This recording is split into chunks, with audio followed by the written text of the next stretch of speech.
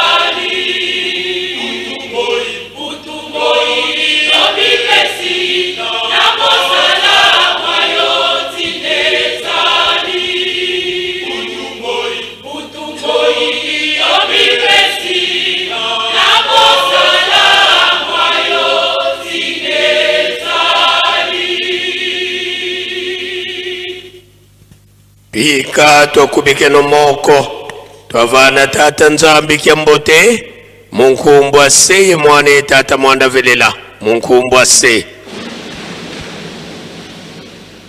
ye mwana ye tata mwanda velela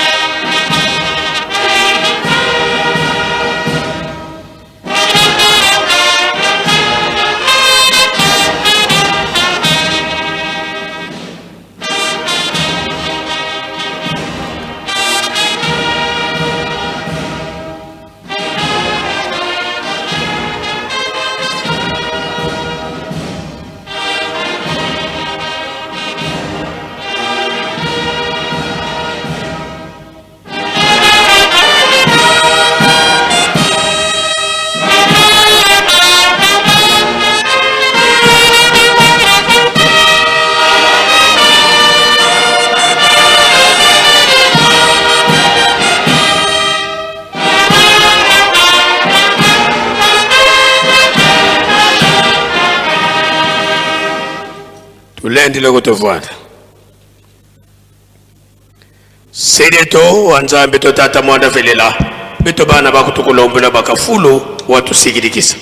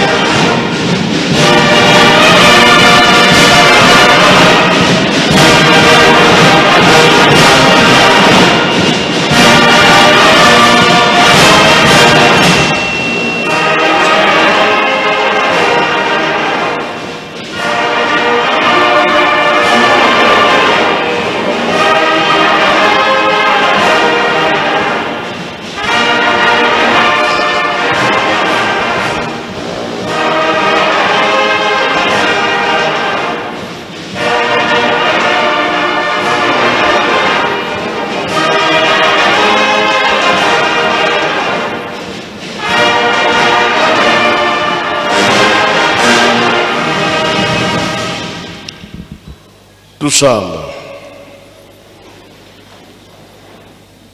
entsamu za mfumu wetu Yesu Kristo yezola kwa nzambi wa seditu yeundwa ya mwanda velela bika kalanga yetu tuka kwa yelengu se mwane mwanda velela. Amen.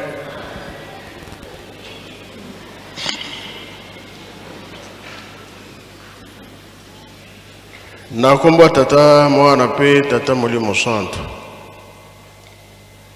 tolanda ki matei ya tata Motei bandera na banzembo ba Yuda akena mibeko nami kanda na ya suka tangeli biso to bomba to salela po mukolo wana to bika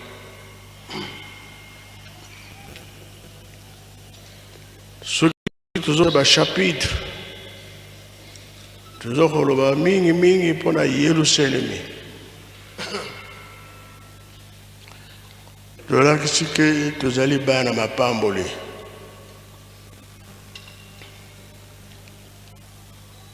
bayekoli ya nkolo Yesu nyonso baboma bango pe moko atikalaka Jean ndeko na ye Jean-Baptiste était mais Jean mosusu ye penza azaki na boloko na ile moko bachaki na boloko kolo Yesu abimelaki ye alakisaki ye mokili ya sika mboka ya sika. Alors oyo tozokola sa Yerusalemu ya sika nde yango oyo mboka ya sika nde yango oyo bapesi yango na moto mwindo oyo elakisi ke ntango balobi biso totonga Yerusalemu oyo nyonso toza kosala nzambe aza kolanda aza koyeba nini oyo tozali kosala na Yerusalemu yango tolobi mingi mibeko po Yerusalemu mboka mibeko yango nde kolongisa biso Papa Elebe de Gaulle Papa Ndungi boyanano chapitre nini oyo ezali likambo oto lobi ya Jean 100 ans ya omelaka nini basalaki ye kasi akufaka te mpona kolakisa tozosala mosala ya pamba te Nzambe aza kolakisa tozali récupérer ndenge papa Mfuma Longo alobaka yango bakuluta lobi babwakili biso file kasi tozomona makambo mingi tozotosa te kasi oyo bakotosa kembo kosepela ekozala na kati nde yango wana na banzembo eza kolakisa tolanda kaka oyo baza koloba na biso yango nde tokosalela tokoma na suka nakendaki na longa natali baplace nyonso tokotia misala teke bato baza kopesa biloko na bango epesi esengo kasi likambo na kombo na tata ya mwana pe tata Molimo Santo. Merci tata Molimo Santo mokonzi bule mokonzi lingomba akopesa biso maloba tolandi introduction ya tata nzambe na Jean Apocalypse de Jean totangi yango na emoniseli ya Yohani na mokapuna ye ya tuku mibale na moko na nzela ya yambo kino mibale biso tokendo tanga kuna po tosalela ngonga. Apocalypse de Jean chapitre 21 verset 1 à 2 tokoleka lisusu na oyo apesaki biso ya Esaïe chapitre 65 verset 17 à 25 etangeli ezali boye na kombo ya tata ya mwana pe tata Molimo Santo. Likolo ya sika pe mokili ya sika bongo namoni likolo ya sika pe mokili ya sika pamba te likolo ya liboso na mokili ya liboso ilimwaki mpe ebale monene ezali lisusu te pe namoni vile ya bosantu Yerusalemi ya sika euti na likolo epai ya Nzambe yango ekomi kitoko ndenge elenge mwasi amibongisaka mpona kokutana na mobali na ye.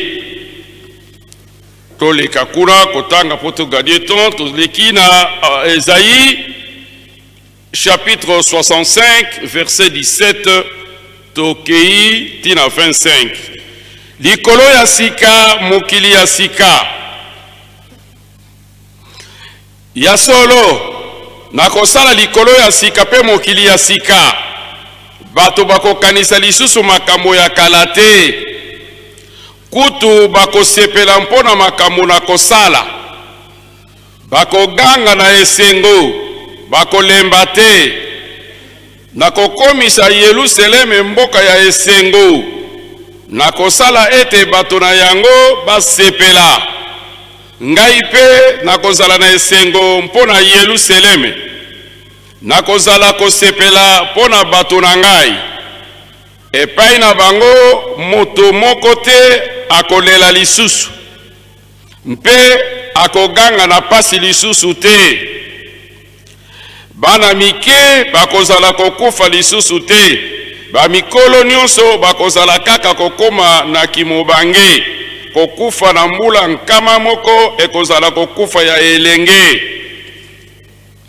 pamba te moto oyo akokokisa mbula nkama moko te bakomona ye lokola moto ngai napesi etumbu bato na ngai bakotonga bandako na esengo nyonso mpo bayebi ete bango moko bato bakofanda na yango bakokona bilanga ya vino na motema moko mpo bayebi ete bango moko bato bakolia mbuma na yango banguna bakoya lisusu kosepela na bandako na bango te bakoya lisusu kobikela na mbuma ya bilanga na bango te bato na ngai bakozala koumela ndenge banzete eumelaka bango moko bakozala kosepela na misala na bango bakozala komona mpasi ya pamba lisusu te mpe bana oyo bakobota bakokufa lisusu te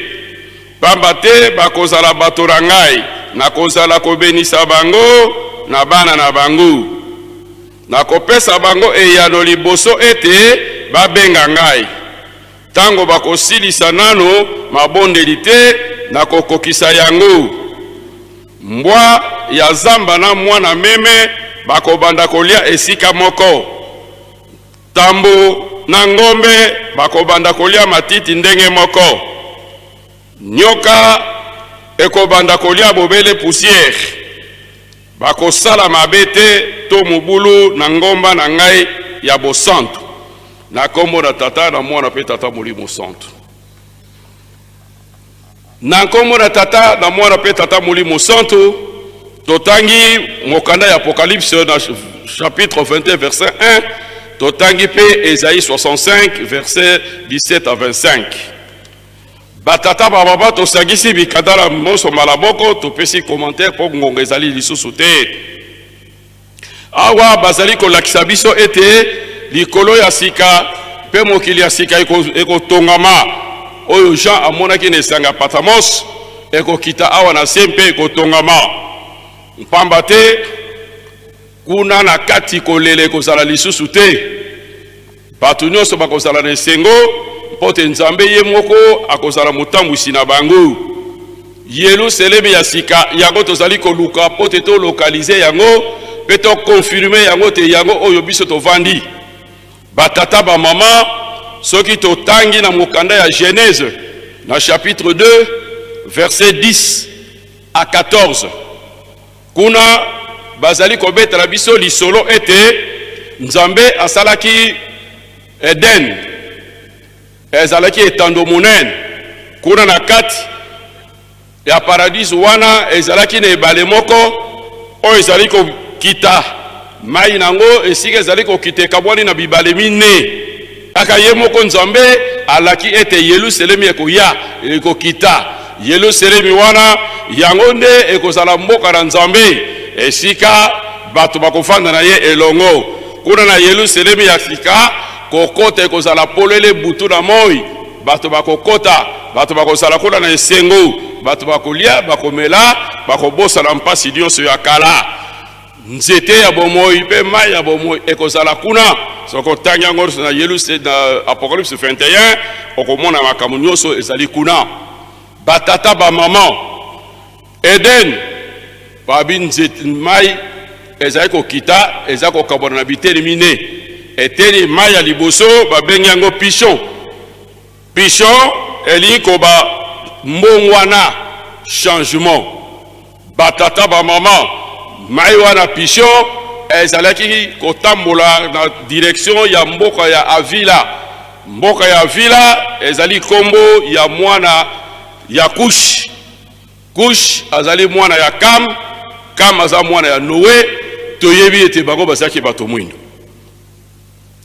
na mboka wana balobi or ya chapitre 5 verset 6 Matthieu chapitre 5 verset 10 ezala kati ya ba béatitude okoko komona ngo lisusu na 2 Pierre chapitre 3 verset 13 kuna isika bazali kolobela boyenge beni ya Nzambe mais Yelusalemi ya kala bayambaki boyenge beni wana te babi mpole eyaki na mokili kasi bango baboyenge koyamba yango yango wana azwaki mokano ete mbongo wana ifo esalama laki yango na Matthieu chapitre 21 verset 43 ete akolongola bokonzi ekai na bango akotinda ngo na liboto mosusu bakobimisela ngo mbuka kitoko yango wana batata babama na ntina na mbongo wana toyebi ete mokili na biso ezalaki na pasi na ntango bakoko na biso mpasi ezalaki makasi bazali koteka biso bazali kolia biso bazali konyokola biso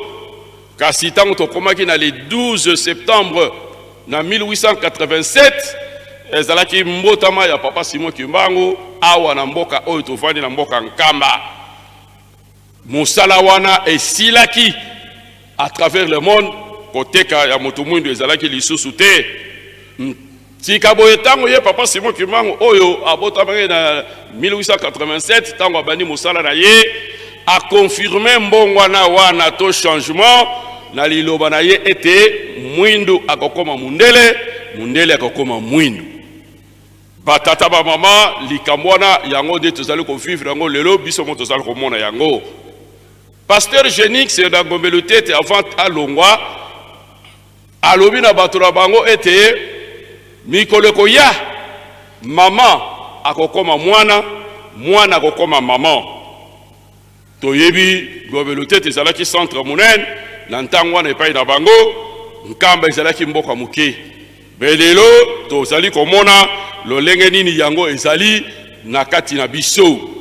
Yango wana tolandi liloba ya suka tata mokonzi bule azali koloba ete changement mbongo wana ezali komona na te bato mingi mwa mutu na biso eza makasi tolingi mbongo wana te tokangami kaka na makambo na biso ya makasi. Nzokane mbongo wana esengeli emona na katikati na biso awa na kati na Yerusalemi pe bisika nyonso na kolata na koloba na kotambola mpote basosola biso solo ba oyo nde bazali bavandi na Yerusalemi. Même na biso ba yetozali musika esenge na biso mbongo wana ezala na kati ba famille na biso ezala na kati ba bala na biso ifuto mona mbongo wana bana liboso ba tata pe bongo na bongo surtout mbongo wana na kolanda etinda oyo tata Molimu Centre papa Siboki bongo kyanga nazali kotinda de miso na biso matoi na biso ezala na Yerusalem.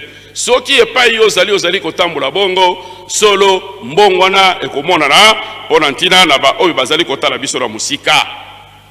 Ebale ya mibale tobengi yango Guillon eli koloba mbangu rapidité impétueux.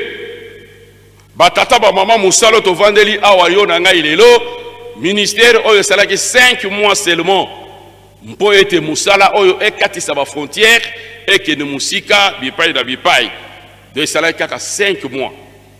Tala vitesse nini oyo likabo ezwi mpo te eko kosala musala pa mate nzambe azali alingi komonisa Yerusalemi esi mboka na ye awa na kati na mokili. Ebale ya misato tobengi yango Idekel eli koba mongongo makasi aigu mongongo makasi batata ba mama mongongo makasi eyokanaki awa na mokili na mbotama ya nkolo Yesu. Tango nkolo Yesu abotami babatelele bampate bazaki na lisobe to mokili mobima na Bethlehem bayebaki teke mwana nzamba abotami. Me babatele bampate soki bayebaki yango banjelo bautaki likolo baye koyembela bango na mongongo makasi ete nkemo na likolo na bisika bileki likolo pe kimia na se na ba oyo nzamba sepeli na bango. Batata ba mama lokito wana le 18 mai na 1921 eyokanaki awa na sima ya banzembo na kosomba banzembo na Ngombelu Tete. Nkolo papa Simon abondeli asengi na nkolo apesi biso banzembo. Nzembo liboso ezwamaki na mokili na lokito monene o batata na biso na mokolo na bayembaki pe basepelaki pona kolakisa ete solo nzambe azali kolakisa Yerusalemi na ye na katikati na bato. Le 12 septembre 1921 papa Simon Kimbango ntango auti na retraite na ye na Mbazansanda ntango azongi awa le 12 septembre na ntongo nkolo alakisi ye ndenge nini succession be événement ezali koya ndenge bulamatari azali koya pona kokanga ye. Papa Simon Kimbango aganga kina mungongo makasi awa na nkamba eyokane tina Gome Matadi à peu près 23 km. Koganga na monoko me nkolo pona nini osondoli ngai likamona emona na kina nkolo Yesu de Kulus na Golgotha na Psaume 22 verset 1. Ya wana tomona ka lelo banzembo ezali ko sopora lokola mai na 3h du matin chorale à Yerusalem bazui déjà relève lokito eyokani ekolakisi te tozana Yerusalem lokito ya nzambe ko ya bandaka na ntongo tibutu na 5h fanfare na fluki bazui relève moyi mobimba to yoka instrument à gauche chorale na droite ezali ko pesa lokito na mboka oyo nzambe akovandaka. Ebale ya mine Efrate yango elingi koloba fertilité bassin du fleuve Congo yango nde ezali na débit ya kitoko ezali deuxième na brodere na débit na Amazon oyo eza na Amérique. Bassin du fleuve et l'eau na maka ezala na elanga ezala na mula tozala na tango tokipaka kolona te kaka makasi na yo okolona malamu pamba te mai ezali yango na batata babama opération to lona to bokola oyo mokonzi abola ezali kopesa eza na ntina monene parce que makoki nyonso eza na biso bambuma oyo ezali kolona ma te awa na bai na biso awa na biso ezali kolona ma ezala ba pomme ezala ba raisin ezali kolona ma awa tolandaki yango tango papa Nsonga Nzila ayebisa alobelaki biso yango fleuve Congo et bandeliti suka na yango et traverser Congo RDC ndenge ye moko pe atambolaki yango banda awa ake Lubumbashi azongi kino aye kofanda awa azingi yango mokonzi tata Nzambe alobi esenge na biso sikoyo tomonisa yango na kati na bato soki baongo kuna babwakamaki mpona kozanga botosi mais na biso oyo esenge le botosi ezala. Romains chapitre 10 verset 19 à 21 auquel à Deutéronome chapitre 32 verset 21 Romona kola te Nzambe abwakisaki babota wana ya kalapamba te bazangaki botosi sika boye ordre ya sika to nouvelle civilisation yango oyo emonani awa lelo na biso na Yerusalem. Ordre ya sika to nouvelle civilisation bolingo mibeko misala. Est-ce que tozana yango pona nini tozlingi kozala na yango te yango na bazosenga na biso tozala na yango kuna balobi te liwa ekozala te tozali kolakisa te solo tozala na kati na Yerusalemi oyo Yohani amonaki yango de tozali kokonfirme na 1921 tango papa Simon Kimwangu ateyaki bakoko na biso balongolaki mabe nyonso batambolaki semba 9 ans babi contre oyo mobimba ya zunga mutu moko akufaki te bato bazaka kobotama na yebite baye batamboli mingi na kati na mokili soki eza na mboka moko oyo bato bazali babotami pendant 9 ans ata mutu moko akufite soki ezali awa na Yerusalemi te yango na batata ba mama esenge na biso tozala penza komipesa mpona sika boye tango ekoki mpona kotonga nde Yerusalemi wana oyo emonanaki ekobaki oyo Nzambe abia kosepelela yango biso moko pe tokosepela mpo tokotonga pe tokovanda na yango yango tozali kotuna ngai nazali lion nazo léopard to naza meme na kati na Yerusalemi parce que ngai nalingi kotosa te nalingi koyoka te nazali nani na kati na Yerusalemi esenga na biso ozala bato na botosi parce que soki tozali kotosa te tozali koyoka te Yerusalemi ya kosanza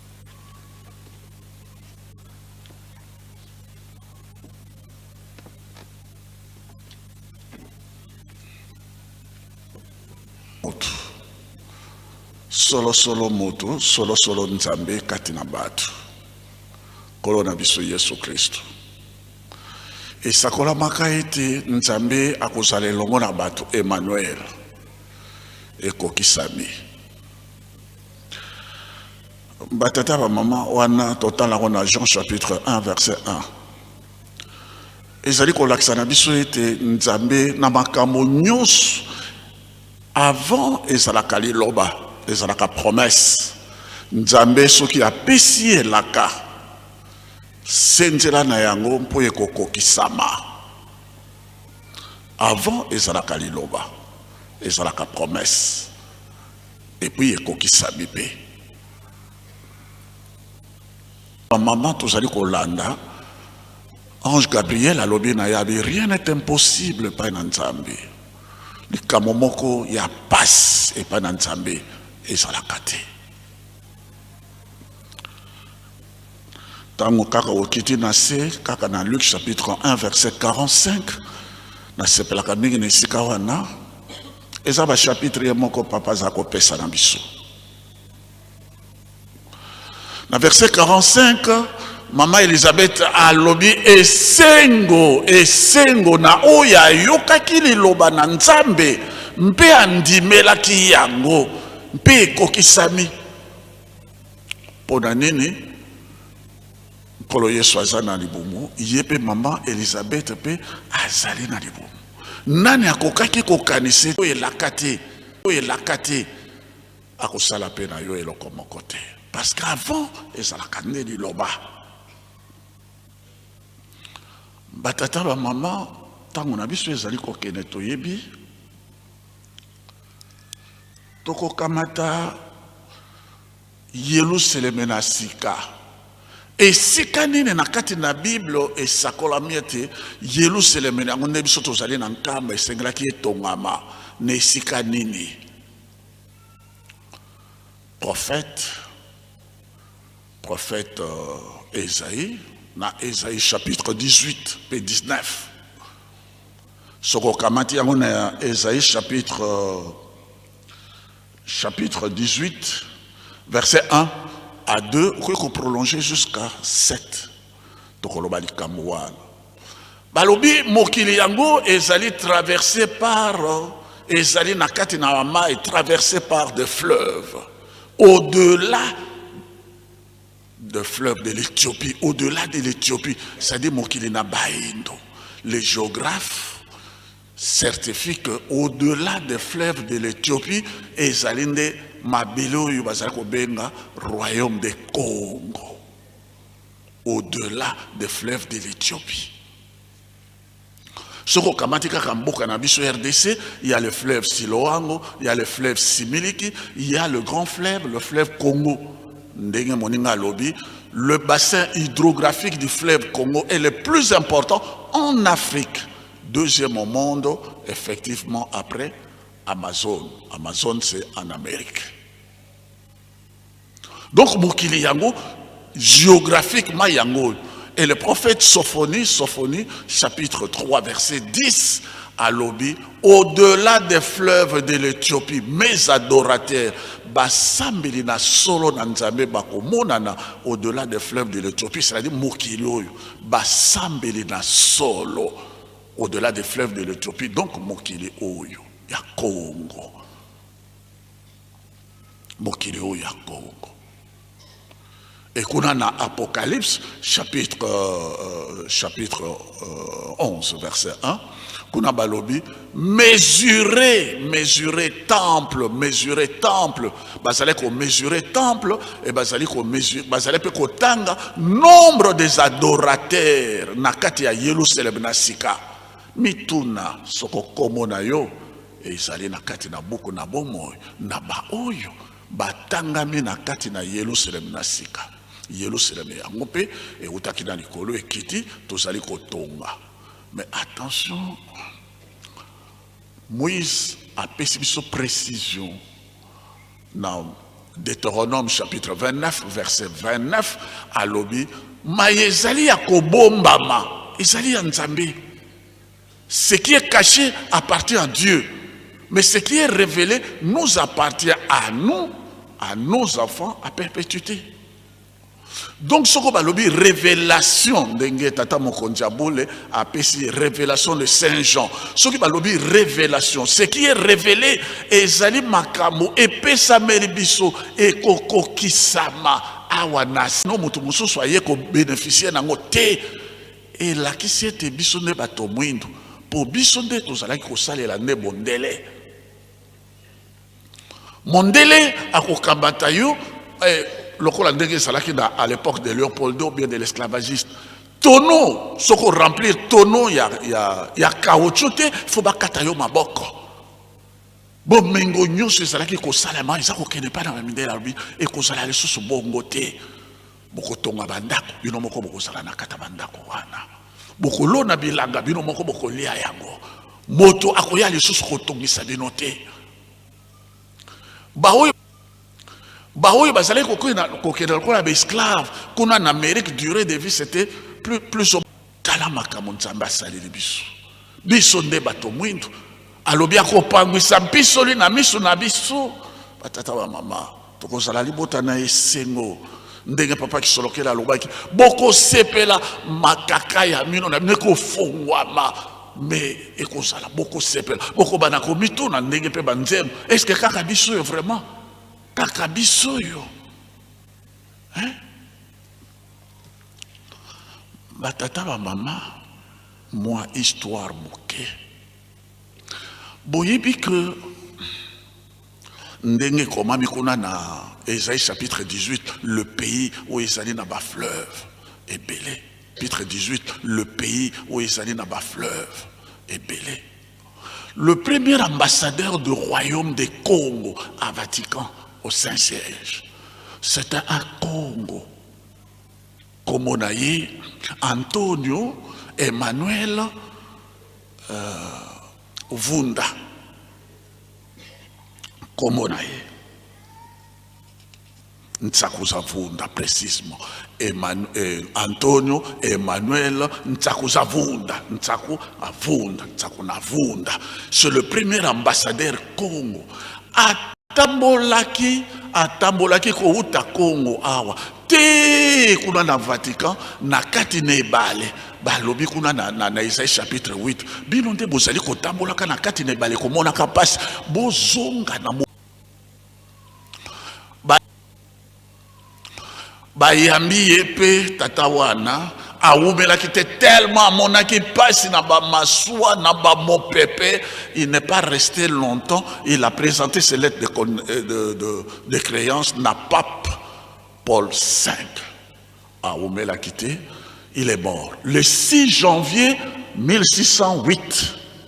Il avait l'âge de 33 ans. C'était un jeune très intelligent. Il est mort, il avait l'âge de 33 ans. Comme Jésus est mort à l'âge de 33 ans. Comme Papa Dialungana a dit baptême naïe à l'âge de 33 ans. Omoni makamo yango Yesu na komo ya sika amemeli biso Yerusalem na tata naye na temple yango ezali awa na biso. Mbatata ba mama likambo yo tokena soki mardi nzamba pesi, on va revenir sur ça. Biso na Congo, motif yeba histoire na yo na Congo, c'était un royaume, presque un empire.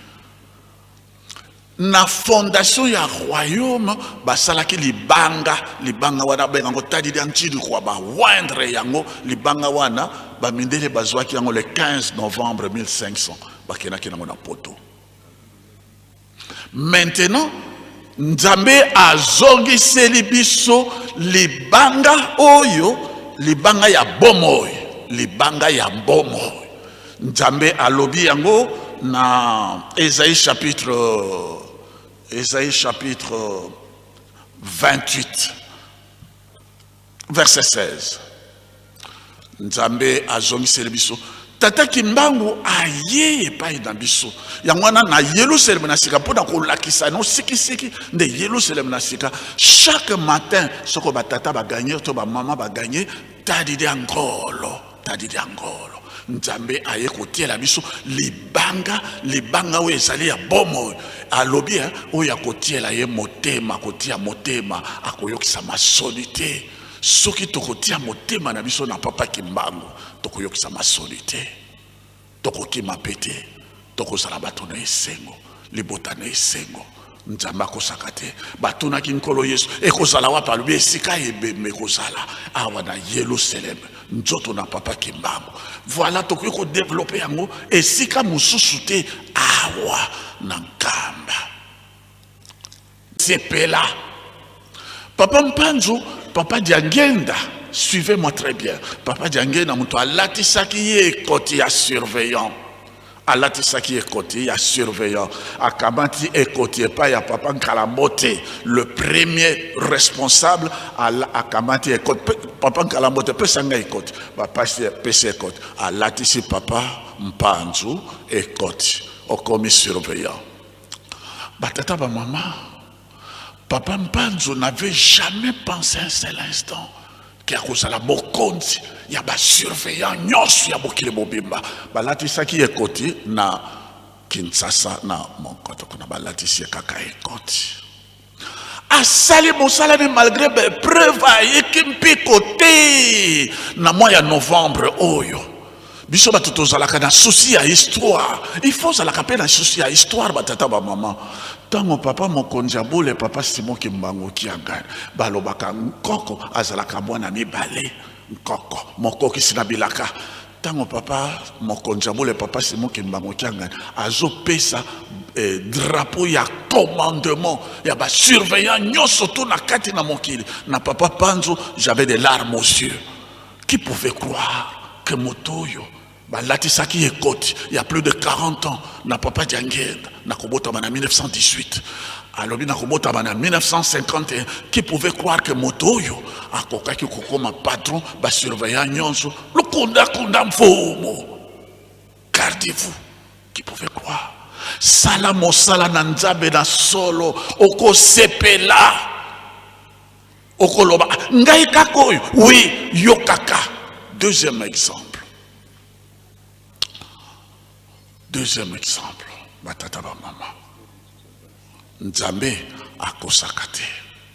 Soki oyiki mpiko tikino na suka lelo bapesi biso mosala o biso tozali na yango ya longa. Ezali lokola mama soko date na eleki baza kosalela ndenge balobaka césarienne. Bosala mosala oyo tosala yango na mpiko nyonso to nzambe atela biso mikolo mokuse. Papa Diangenda alobaki na 1990 le 2 avril alobaki yango na Matadi Mayo. Le 23 juin 1990 alobi yango na Paris devant Bana Oya Paris. C'est comme ça que je demande à l'Europe, vous avez une responsabilité aussi historique. Papa alobi Zacharie chapitre 8 verset 20 à 23. Bakoya ko sima bino na bilamba bakoloba mema biso pa na bino nzambe azali na bino. Lobi ko mokile mobimbe sali awa. To sala mosala oyo na mpiko nzambe akosepelisa biso. Na komona tata mwana tata molio mosa.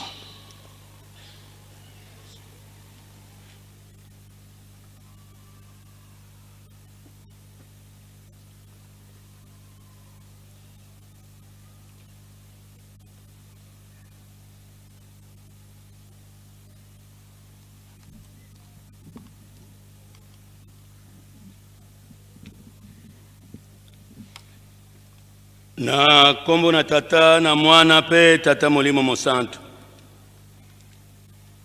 Nzambe na biso mosala oyo pesi biso ezali elengi. Parce que tango na koteya baninga malamu na miteya nanu ngai moko. Moto ya salaka na hotel alukaka ye moko ameka nanu biloko nyonso. Lelo masolo mazali malamu. Ba perikope mibale oyo ezala na Esaïe 65 banda na nzela ya zomi na sambuti na ntuku mibale na mitano oyina emoni seli ya Yohani likabo ya ntuku mibale na moko ngai nkutu na memi mwa musika nzela ya yambuti na ya mutuba pona za komi servir nanu ngai moko.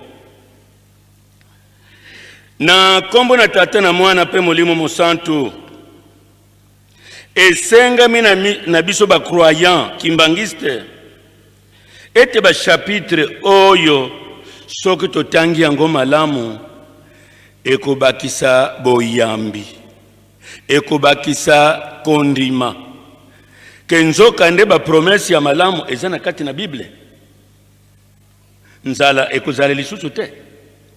Kuna tuzokende nzambe akolongola nanu liwa akosepelisa bayenge beni na ye makosalimela wapi na poto te kasika kawa na maboko ya papa Simo Kimbangu Kiangani ataba lobeli ete Yerusalemi ya se na mabele ya watozali to Jerusalem celeste nyonso mibale kasi ezali awa na nkamba te. Nzambe na biso alaki biso makambo mingi ya kitoko tokozwa biso pe tomeka kosala ndenge ya lingi bolamu na biso tokozwa yango. Donc tokobanga lisusu te ke soki malaria eko continue kotungisa biso Nzambe alingi apesa biso bomo ya molai soki tondimeli ye soki tosali mposa na ye liwa ekokoma eloko yako ata siècle mobimba nanu omoni sika mutu alali te. bayebisi biso ke soko omoni mutu akufi tango mosusu nzambe asilikili ye etumbu. Na yango bapassage biblique oyo tozopesana kosukila awa te. Na ndako na yo moko kende tanga okomona lokola oza komela miel. Nzambe akosaka te. Toyika mpiko. Tomipesa pe. Donc promesse oyo nzambe apesi biso, nzambe asalaka lokola biso batu te. Ke a promettre après asali te. Biso na Kinshasa tomonaki tata moko akufaki. Me azongaki. Babomaki ye na accident ya mutuka. Tango akufaki batiye na mama yemo. Ya solo lola ezali. Yendenga yebisila kibisu na kisasa. Bande kukuna na mukili ya bilaka. Na Jerusalem celeste bolamo ya mokete za kuna me ya mingi. Parce que tango akufi batiye na morgue. Akokisaki 4 jours na kati na morgue. C'est que réellement akufa kikaka. Parce que morgue malili oyo ezali kuna ata uzali abomo ibazuyo bakoti sikuna okokufa solo. Mais ndeko na biso wana abandi kobeta porte ya morgue. Ngai na uti na Jerusalem celeste na moni bolamo ezali kuna. Me makambo pe mazali kuna ba mususu bazana bomoi awa na mukili awa kalewa kombo na ye. Ba mususu bazana mukili ya bomoi awa na se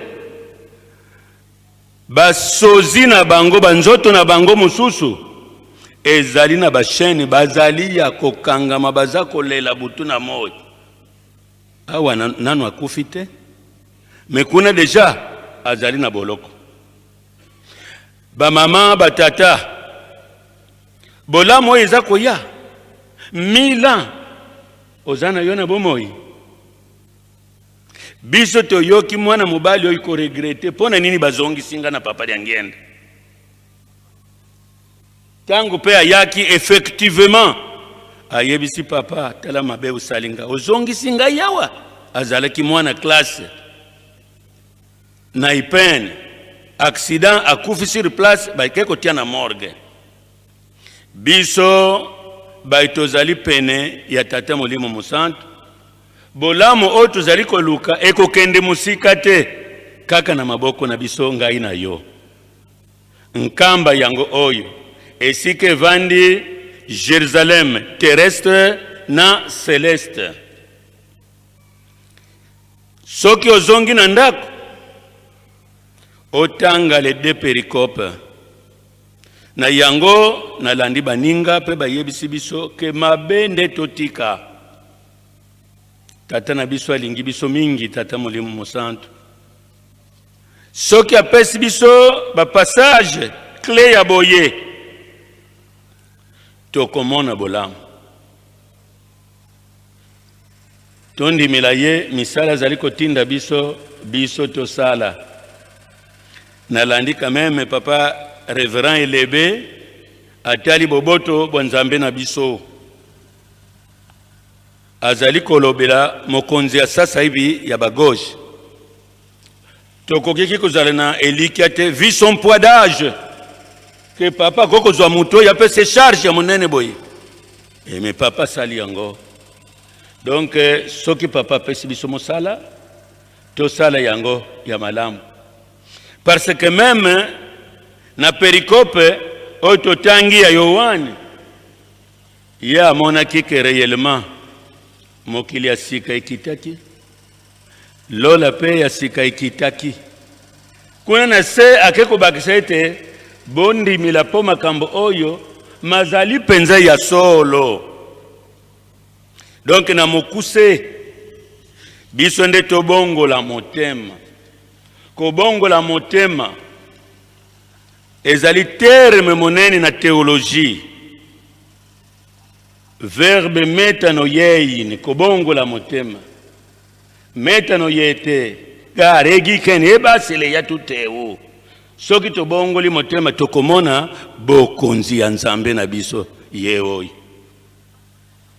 Donc ba mama na batata to sala makasi ye akobenda bilaka soki biso to pesi moye maza kutungisa ye sasa hivi soki masalemi botongi boloni ko selingwa to tambola malamu na bolingo mibeko misala. Donc to sepela ata tokufa miso mais ba message oyo tubandiko yoka ndimela Nzambe po papa Simo Kimbangu Kiangani ye kaka mutu azokanisela libota na Esau kidi libota na Esau kasingai na yote pe ya yebisi biso en terme clair bukunzi ya Jacob oyo azuela kina moyibi ization ya minene balingi ba yakoluka Nzambe na biso. Ngai nalandaki tata moko azalaki kusala na centre d'accueil kombo na ye ebungi pa ya kufa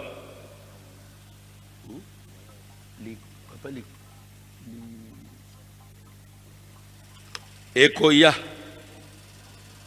ye bakendeki ko participer na conférence nationale souveraine to, papa Likutu tala sale batu nyonso banon kimbangiste, mais il a osé dire un mot.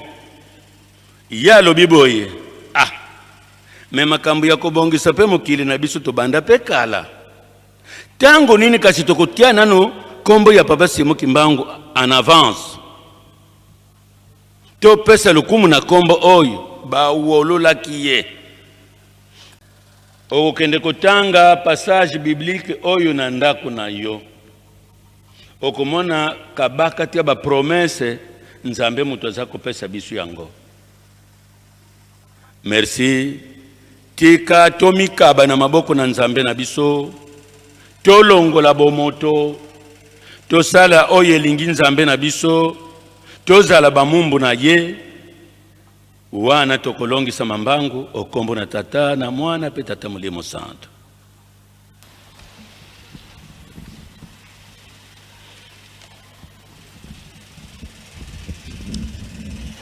Merci Bamuta Bokenda Rovanda. Tozolobela pona Yerusalemi Yasika.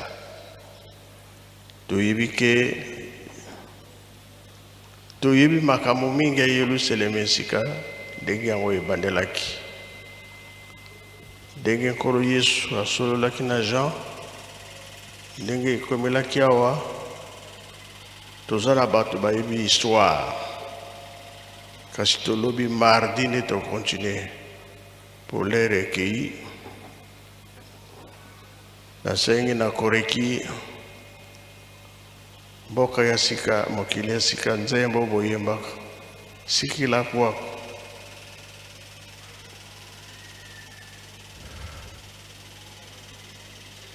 merci Bamuta. Suki bino bosilisi faki pe ayemba yango nzembo ezali message mabondeli mbala mibale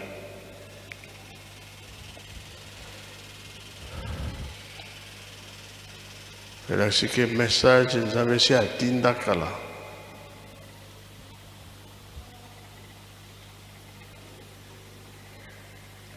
nzembo pe eza na Kikongo.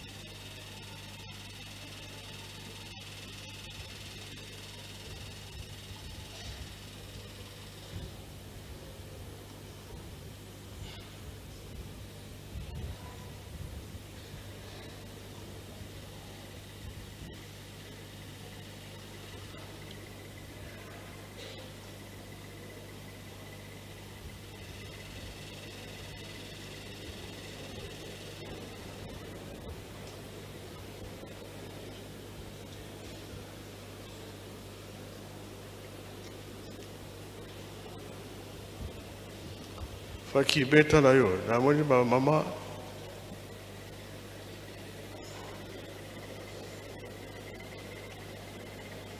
Zulu Dempa.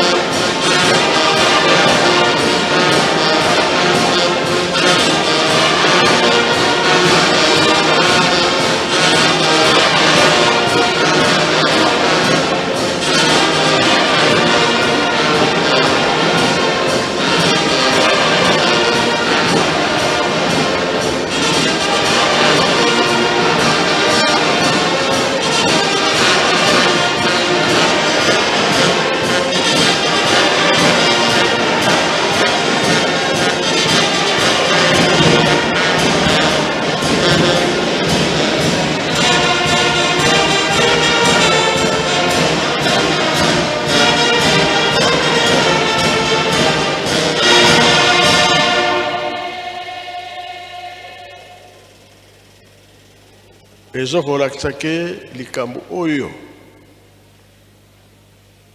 ezali ya biso kasi mibeko nde Papa Nsomi yaka na liboso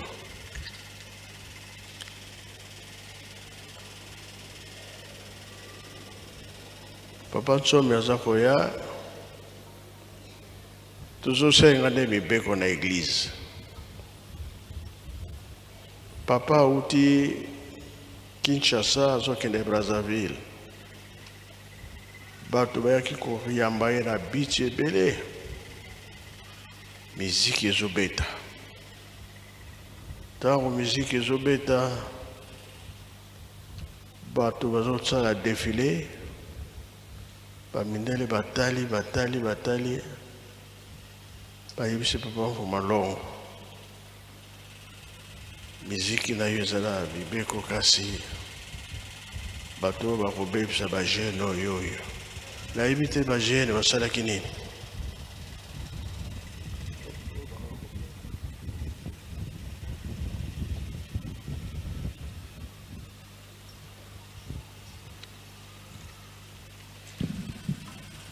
Merci Nzambe na ngai nakopesa nga maloba po tosala témoignage na kombo ya tata mwana pe tata molimo santo papa Diangenda azalaki koyana mopaya mundele biso tozalaki na beach maintenant na tango musique eza kobeta alo mama wana pona respect ya bana tokoko loba kombo na yete mama wana aza bokilo nanga abandi kobina abandi oningisa nzoto ndenge tosalaka mundele alobi na papa Diangenda oh mais monsieur Joseph mais regarde la maman là qui danse mais yo le bakake bakimbangise babina raté donc les cambouane salaka papa Diangenda soni tango ayena plateau de 15 ans a gangela kabiso na kikongo po mundelo na yokati donc mabina eza malamu te.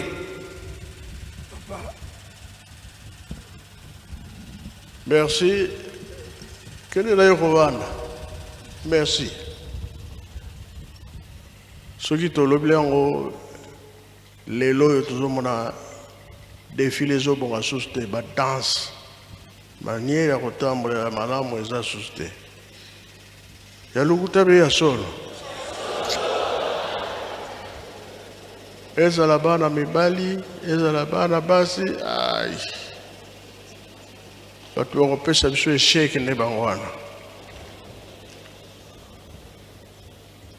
tosilisi na kombo ya tata mwana mpe tata molimo santo amen. Pika twakubike no moko twatonda lusiku musu tutambuli kwa tata Nzambi muzola kwa seye mwane tata mwanda velela munkumbwa se ye mwana ye tata mwanda velela.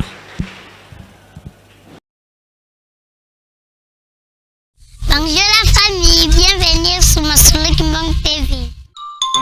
Suivez-nous sur YouTube